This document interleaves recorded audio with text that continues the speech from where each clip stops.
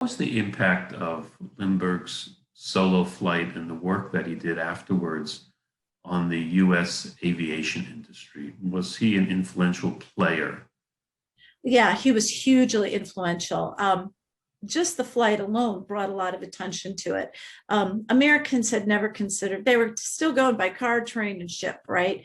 They had always considered airfare just entirely too dangerous.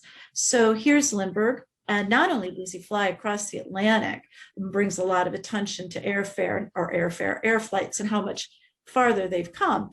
But then right after that, he takes a tour around the United States. So he flies to all 48 states, drops in literally.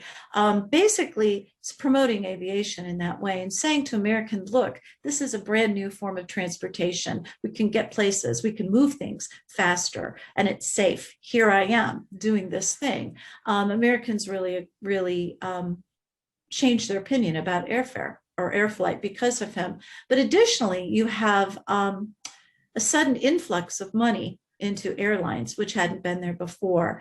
And so suddenly it's viable commercially for people to start up with airlines.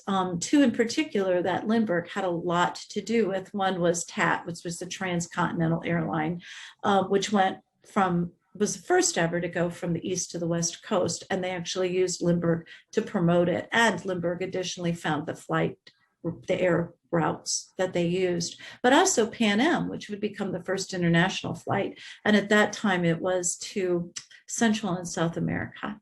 And again, Lindbergh promoted it with his own name and also flew those routes to find the safest routes for Pan Am. So he was a huge influence on aviation's development.